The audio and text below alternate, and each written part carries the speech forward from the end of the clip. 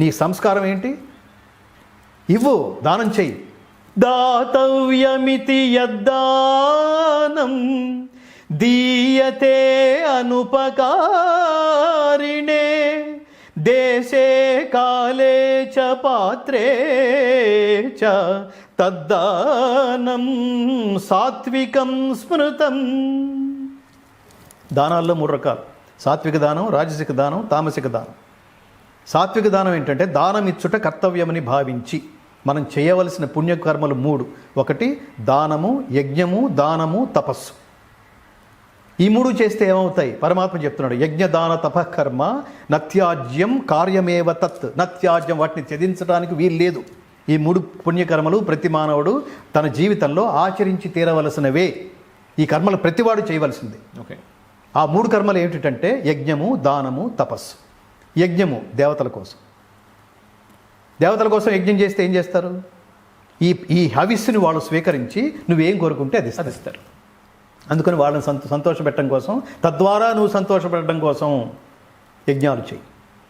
రెండవది దానము.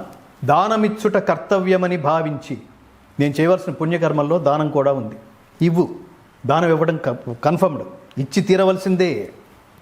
ఎవరికి ఇవ్వాలి?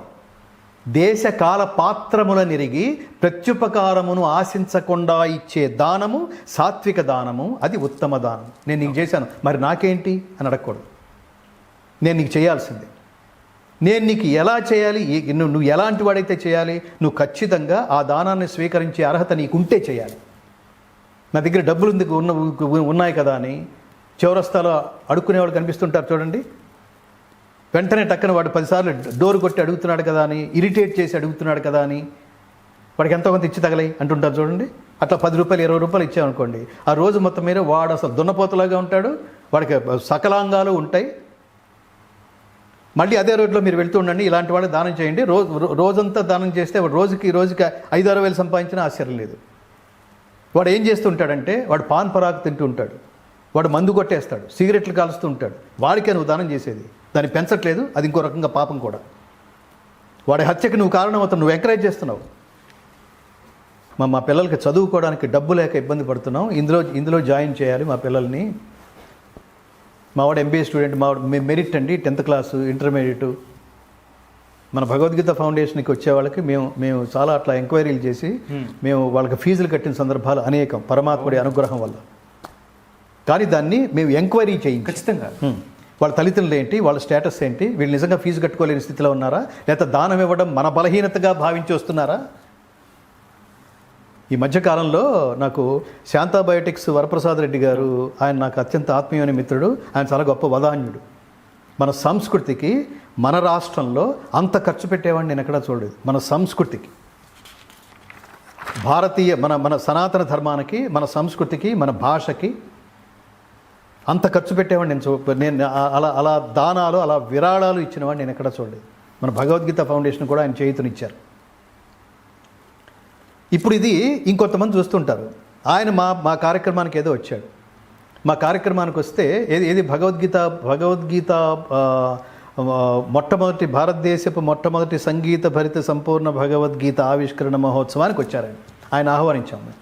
మాకు అత్యంత ఆత్మీయుడు ఆయన, మహాత్ముడు, పద్మభూషణ్. ఈ మధ్య కాలంలో వాడెవడో ఫోన్ చేసి ఆయనకి, మిమ్మల్ని ఆ వేదికలో చూసామండి, గంగాధర శాస్త్రి గారి ఆడియో ఫంక్షన్లో మిమ్మల్ని చూసాం, ఆయన వీడియోలో కూడా నేను మొన్న మధ్యన మిమ్మల్ని చూశాను, చాలా సంతోషంగా ఉంది స్వామి అని చాలా ఒబీడియంట్గా మాట్లాడి, నేను హాస్పిటల్లో ఉన్నాను, నాకు అర్జెంటుగా నేను అక్కడ 10,000 కట్టాల్సి వచ్చింది, 10,000 25,000 అది కట్టాల్సి వచ్చింది, దయచేసి మీరు ఇది చేస్తారు, మీరు చాలా గొప్పవాళ్ళు, ఈ సహాయం చేయండి. ఈ నమ్మేశాడు టక్కన. మీ అకౌంట్ నెంబర్ చెప్పండి, లేకపోతే మీ ఫోన్ నెంబర్ చెప్పండి, నేను ఆన్లైన్ పే చేసేస్తాను అనేసాడు. చేసేసాడు. వాడెవడో తెలియదు దీనికి. ఓకే. ఆయన గొంతులో ఉన్న ఆర్ద్రత చూసి ఆయన ఖచ్చితంగా పాపం ఆర్తుడిలాగా ఉన్నాడని ఆయన ఇంకో 4 రోజులు అయింది. 4 రోజుల తర్వాత మళ్ళీ వాడే ఫోన్ చేసి నాకు నువ్వు ఇంకా నువ్వులోకి దిగాడు. నువ్వు ఎంత సంపాదిస్తున్నావో నాకు తెలుసు, నీ దగ్గర ఎన్ని కోట్లు ఉన్నాయో నాకు తెలుసు, దురదృష్టవశాత్తు నా పిల్లల్ని నేను సెటిల్ చేయలేకపోయాను, నాకు ₹1 కోటి పంపించు. అసలు ఏమన్నా ఏం చేయాలి అసలు వీళ్ళని? ఈమెయిల్స్ ఎక్కడ పట్టుకున్నాడో, ఫోన్ నెంబరు ఎక్కడ పట్టుకున్నాడో ఆ విషయం నాకు తెలిసి నేను వరప్రసాద్ రెడ్డి గారిని కూడా ఆయన కూడా చెప్పాను. అసలు ఎంక్వైరీ చేయకుండా వాడి అర్హతని కనుక మీరు గమనించకుండా, అర్హత నీకు బాగా తెలిసి అర్హత ఉంది అని అనుకుని మీరు దానం చేస్తే, వాడు మోసం చేస్తే వాడు పాపన వాడైపోతాడు. అసలు ఏమీ తెలియకుండా దానం ఇవ్వడం మీ బలహీనతగా అవతలవాడు భావిస్తే మొత్తం మీ ఆస్తి మీద కన్నేసాడు వాడు.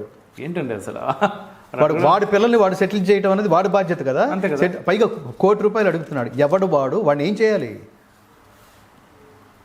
అందుకు నేను ఏమంటానంటే వీటిని ఏమంటారు, బలమైన బలహీనతల లోపలికి అసలు వెళ్ళకండి.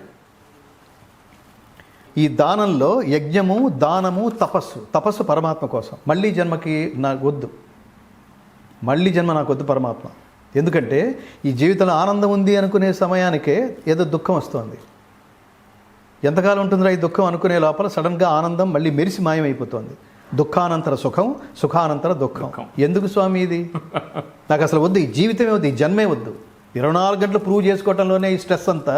ఇది చాలామందికి భగవద్గీత చదివితే ఏమొస్తుందంటే స్ట్రెస్ పోతుంది, దేనికి అటాచ్మెంట్ ఉండదు. నీ కర్మలు చెయ్యి. ఎలా చేయాలంటే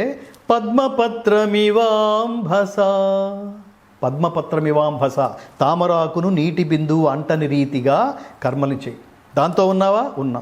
దాంతో అతుక్కున్నావా? లేదు. తామరాకు మీద నీటి బొట్టు, దాని మీద ఉంది అంటే ఉంది, దానికి అతుక్కుంది అంటే లేదు. ఇలా అనండి, దాని తాలూకు ఆధారం కూడా ఉండదు. నీ కుటుంబంతో కానీ, సమాజంతో కానీ, వ్యవస్థలతో కానీ, నీ లక్ష్యంతో కానీ అవన్నీ బాధ్యతలాగా స్వీకరించు, అంతే. No attachment. ఎందుకంటే యదృశ్యం తన్మస్యం. ఏదైతే చూస్తున్నావో, ఏదైతే అటాచ్మెంట్ అనుకుంటున్నావో తర్వాత కాలంలో ఉండదు. అది ఉండని దాని మీద మీరు అటాచ్మెంట్ పెంచుకుంటే అది దుఃఖానికి హేతువు. నీ ఇంట్లో ఉండే కుక్క, నీ గోడ మీద ఉండే బల్లి, నీ ఇంట్లో ఉండే పిల్లి, నీ మంచం కింద ఉండే నల్లి అన్నీ పోవాల్సిందే. ఇది నా పిల్లి, ఇది నా నల్లి అనుకుంటే మన ముందే పోతాయి. తీరని దుఃఖం, అది తీరని దుఃఖం. అందుకని అది ఉన్న కాలంలో నీ దగ్గరే ఉంది, అది నా మీద డిపెండ్ అయ్యింది. ఎస్, ఇది నా బాధ్యత, దాన్ని పోషించు. మళ్ళీ దాని నుంచి ఏం ఆశించకు. సో ఇది ఇంత డెప్త్ ఆఫ్ సబ్జెక్ట్ భగవద్గీత అంటే it's a greatest personality development book on the earth is only Bhagavad Gita. ప్రపంచంలో కేవలం ప్రపంచంలో ఒకే ఒక్క వ్యక్తిత్వ వికాస గ్రంథం భగవద్గీత. వ్యక్తిత్వ వికాసం అంటే ఏం ఆలోచించాలి, ఏం ఆలోచిస్తే ఉన్నతుడిగా ఉంటావు, ఉత్తముడుగా నిలబడతావు, సమాజం నిన్ను మాట్లాడుతుంది, సమాజం నిన్ను ఫాలో అవుతుంది. మనకు ఫ్యాన్స్ కాదు కావాల్సింది, ఫాలోవర్స్. నన్ను ఎవరన్నా కనిపిస్తే నేను మీ ఫ్యాన్ సార్ అంటే, నేను I don't like fans, I love followers. Followers ఏం చేస్తారంటే నీ ఐడియాలజీని క్యారీ చేస్తారు. గాంధీ మహాత్ముడు లేడు ఇక్కడ, గాంధీయిజం అని మాట్లాడలేదు. ఇవాటికి గాంధీని అనుసరించేవాళ్ళు లేరు ప్రపంచంలో.